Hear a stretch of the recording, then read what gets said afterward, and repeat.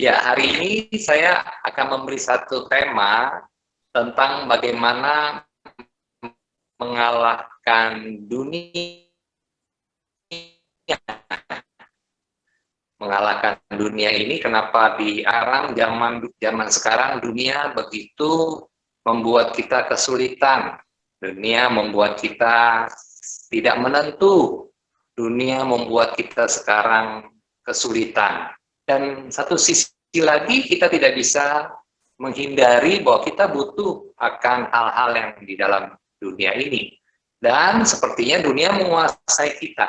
Nah, sekarang saya rindu untuk menyampaikan bagaimana firman Tuhan ingin menyampaikan kepada kita bahwa kita seharusnya bisa mengalahkan dunia ini. Nah, bagaimana caranya kita mengalahkan dunia ini versi firman Tuhan? Saya akan memberikan satu dua realita sebelum kita masuk di dalam ayat firman Tuhan. Realita pertama, yaitu dunia itu sering tersenyum, dunia juga bisa cemberut pada kita. Ya, kalau dunia tersenyum mungkin ya kehidupan kita, kebutuhan kita baik. Kalau dunia cemberut mungkin yang seperti gambar di atas ini ya, anak-anak mungkin di mana ini, mungkin di Somalia atau di Ethiopia atau di mana sajalah di daerah Afrika sana. Dunia cemberut, ya. Dunia menyusahkan mereka gitu kan. Nah, dunia juga bisa menggoda, dunia juga bisa menganiaya. Dia menggoda dengan kenikmatan di dalam dunia ini, tetapi dunia juga kalau kita nggak punya banyak hal di dalam dunia ini, syarat-syaratnya seperti keuangan dan lain-lain akan menjadi dunia yang menganiaya kita. Nah, dalam 4 hal ini saya secara realita menjadi beban berat di dalam hati kita.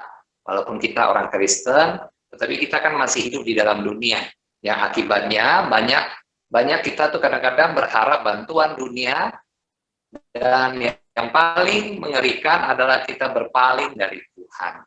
Ketika di dalam kesulitan, misalnya dunia mulai cemberut kepada kita, kita kemungkinan akan minta bantuan dunia ini supaya dunia tersenyum. Kalau dunia mulai menganiaya kita, mungkin kita akan ya melupakan sedikit waktu Tuhan dan mencoba mencari godaan-godaan dunia, atau mungkin di dalam kondisi kita sudah punya segalanya, dunia menjadi satu hal yang menggoda kita. Nah, realita kedua itu di dalam dunia kekristenan. Kalau tadi di dalam dunia pada umumnya ya, realita pertama. Realita kedua yang kita bisa lihat, mungkin bisa lanjut Pak Pendeta, di mana mendengar khotbah tetapi tetap duniawi. Ya, kita ini dunia realita dalam kekristenan. Banyak orang mendengarkan khotbah tetapi hidupnya tetap duniawi. Berdoa seperti malaikat tetapi hidup seperti tidak ada sorga atau neraka. Jadi doanya begitu bagus, kalau dengar dia berdoa seperti malaikat, tetapi kalau kehidupan sehari-harinya itu sepertinya dia tidak ada hubungan dengan sorga atau neraka, bablas saja gitu ya.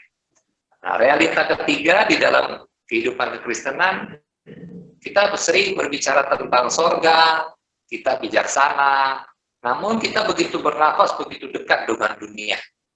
Jadi dua-duanya pegang, ya, mau ke sorga, ya bijaksana ke sorga, atau bijaksana dalam hal kekristenan, ya. Tetapi hal dunia hebat juga dia, ya. Jadi semuanya itu kelihatannya double gitu ya, semua double porsi. Nah, ini adalah sebuah realita yang menjadi satu penyakit di dalam kehidupan kita, di mana musuh kita itu seperti dunia. Ya, tadi bagaimana cara menyembuhkan penyakit ini? Baru kita masuk di dalam dua realita ini, dari secara umum maupun di dalam kekristenan, kita melihat dunia begitu sulit ya sebenarnya. Maka firman Tuhan yang saya ingin kita ambil di dalam 1 Yohanes pasal 5, ayat 4-5, terjemahan yang baru, saya akan membacakan bagi kita. Sebab semua yang lahir dari Allah mengalahkan dunia. Dan inilah kemenangan yang mengalahkan dunia, yaitu iman kita. Siapakah yang mengalahkan dunia? selain daripada anak Allah. Nah, di sini firman Tuhan mengatakan bahwa sebenarnya kita harus mampu mengalahkan dunia, ya. Dan semua yang lahir dari Allah itu harusnya bisa mengalahkan dunia. Yang lahir dari Allah itu apa? Yang dari Allah itu apa saja? Dan kemenangan yang mengalahkan dunia ini harus memakai apa? Dan menurut 1 Yohanes 5, 4-5, ya, sepertinya ya iman, percaya kepada Tuhan Yesus. Tetapi bagaimana? Ya, untuk itu saya lanjutkan dengan bagaimana caranya. Kalau kita lanjut, Pak Pendeta, bagaimana caranya? Kita katakan kita pakai iman untuk mengalahkan dunia yang tadi dikatakan bisa tersenyum pada kita, menggoda kita, bisa juga cemberut pada kita, juga bisa menganiaya kita. Nah, kita pakai iman. Bagaimana caranya? Ternyata maksud di dalam 1 Yohanes pasal yang ke-5, 4-5 ini ingin mengatakan bahwa iman itu mampu mendeteksi dunia. Jadi bagaimana kita bisa mengalahkan itu semua? Karena iman itu bisa mendeteksi dunia kepada jiwa kita dengan pandangan kitab suci. Jadi pandangan-pandangan kitab suci ini membuat kita bisa mengenal dunia dari versi pandangan yang lebih baik, lebih benar. Ya, kita jangan hanya melihat dunia hanya bisa tersenyum atau menggoda kita, ya bisa mengecewakan kita, tapi kita harus melihat dari sisi pandangan Alkitab, pandangan firman Tuhan. Dari sisi pandangan kitab suci, di sini dikatakan bahwa dunia itu hal yang tidak berdaya, banyak hal yang tidak berdaya. Di dalam dunia, hal yang bercampur dan dapat berubah. Jadi dunia ini tidak ada yang bisa dipastikan, itu selalu berubah. Dan dunia ini hal yang sesaat, pendek waktunya. Ya, kita sering melihat di dalam firman Tuhan, waktu kita tuh pendek sekali. Ya. Jadi di dalam dunia ini kalau kita mau mengharapkan, kita tidak bisa mengharapkan dunia ini. Ya, jangan harapkan godaan-godaan dunia ini menyenangkan kita, jangan sampai kita akhirnya terjerumus oleh senyuman dunia ini, jangan juga kita kalah oleh karena dunia menganiaya kita atau dunia membuat kita kecewa, karena kita sudah menyadari bahwa iman itu bisa mendeteksi itu. Iman itu mendeteksi lewat ayat firman Tuhan yang mengatakan bahwa sebenarnya dunia ini tidak berdaya, tidak ada sesuatu yang berguna sebenarnya. Ya, sesuatu yang mulia sulit didapatkan, sesuatu yang agung sulit didapatkan. Dan dia campur-campur ya, kebutuhan ini, ada yang merasa ada kepentingan ini, kepentingan itu, dan dapat berubah. Dan dalam hal itu, dunia ini seperti sesuatu waktu yang pendek sekali, sesaat saja. Nah, untuk itu, iman memberikan kita pendeteksian ini, dia sekaligus memberikan kuasa kepada jiwa kita untuk bisa menang. Dia ingin mengambil jiwa kita itu dari pandangan dunia, untuk mengalahkan dunia.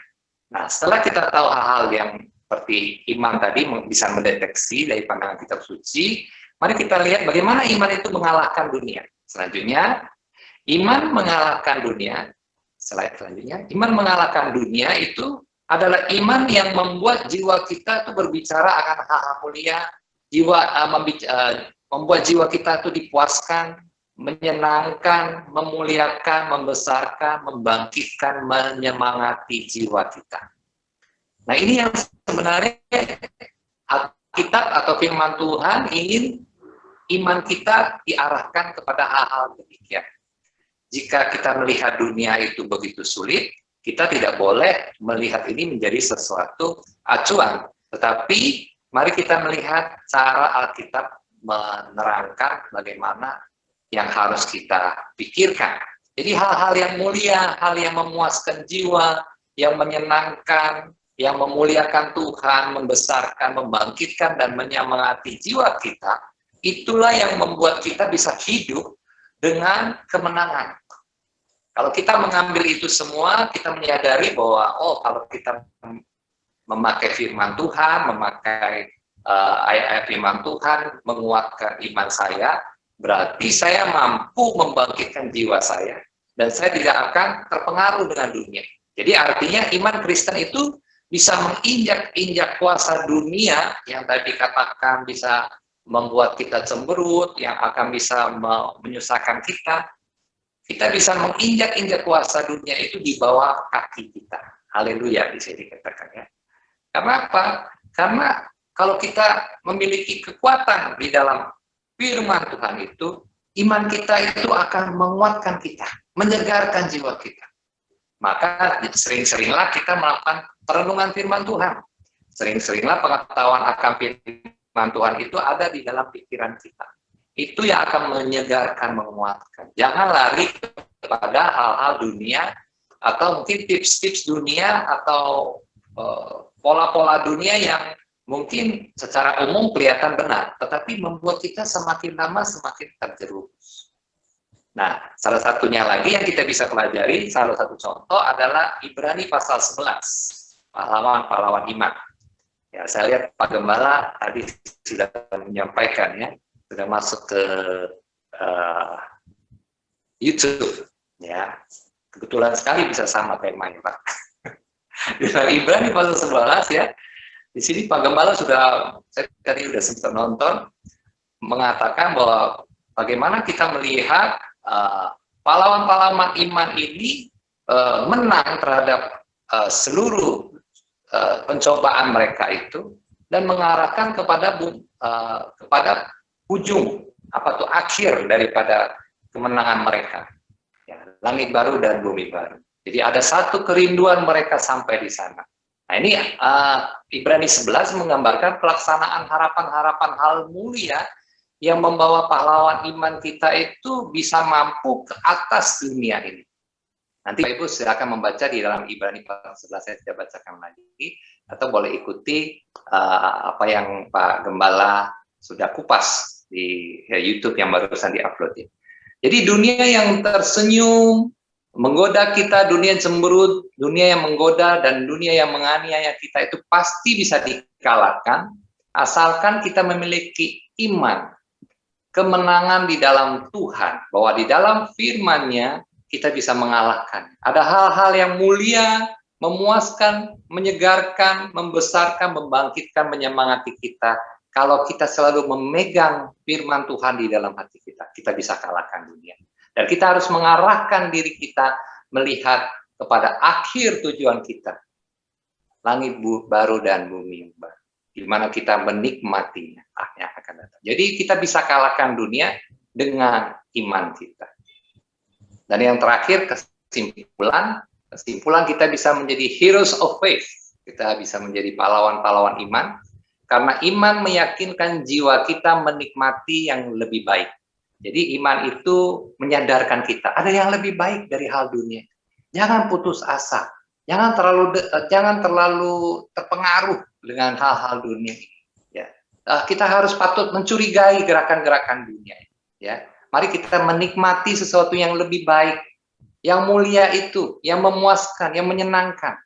Mari kita berbondong-bondong ikut PA, mari kita berbondong-bondong merenungkan firman Tuhan dan menyukacitakan kita. Dan yang terakhir saya ingin menyimpulkan, orang bisa bicara tentang surga, Kristus, bisa bicara tentang agama, seperti yang realita yang kedua tadi ya. Orang bisa saja bicara, tetapi beri saya seorang manusia yang benar hidup di bawah kekuatan iman ilahi dari perenungan Alkitab yang menggairahkan dia, maka kita akan melihat orang itu tidak akan tenggelam dalam cinta yang berlebihan pada hal duniawi yang fana. Kita tidak akan melihat dia tenggelam di dalam kondisi mungkin dia teraniaya. Dia akan tetap kuat di dalam kehidupan imannya. Dan ini yang kita harapkan, kita bisa sanggup mengalahkan dunia ini dengan tidak tenggelam di dalam cinta kita yang berlebihan dengan dunia ini, tidak terlalu tergantung dengan hal-hal dunia ini. Dengan iman kita menikmati dan mencicipi sorga yang kita akan dapatkan nanti. Kita bisa mencicipinya di muka bumi ini. Ada cicipan-cicipan lewat mana? Lewat firman Tuhan yang tergenapi di dalam kehidupan kita dengan sehari-hari. Nanti memang realita yang terutama, yang paling puncak adalah langit baru dan bumi baru. Kita akan bersama-sama menikmati kemenangan iman kita. Sampai di sini saya rindu supaya kita kuat selalu di dalam iman, jangan khawatir dalam dunia ini yang mungkin berlebihan yang bisa mengecewakan Anda, tapi jangan juga terlalu tenggelam di dalam cinta yang berlebihan pada dunia, dan itu akan menguatkan kita selalu di dalam Tuhan. Kiranya menguatkan kita. Puji Tuhan. Amin. Kita akan berdoa. Bapa, terima kasih untuk firman-Mu, kiranya Roh Kudus memberikan pencerahan kepada kami. Mungkin ada yang lelah, mungkin ada yang dengan kecewa terhadap dunia, mungkin ada yang merasa masa depannya tidak menentu karena dunia yang berubah-ubah, tidak ada harapan kan melihat dunia yang begitu memainkan kehidupan kami sekarang di zaman sekarang. Kiranya Tuhan kami mau beriman, kiranya Tuhan kami mau menyadari diri kami, bahwa hal-hal yang mulia, hal-hal yang agung, hal-hal yang memuaskan, menyemangati kami ada di dalam firman Tuhan. Kiranya kami mau terus rajin di dalam iman kami, di dalam Tuhan. Berkati, menguatkan kami, khususnya persekutuan doa ini, biar kami selalu berdoa dan dikuatkan iman, mendoakan satu dengan yang lain, sehingga nama Tuhan dipermuliakan lewat pelayanan. Di dalam nama Yesus, kami berdoa mengucap syukur. Amin.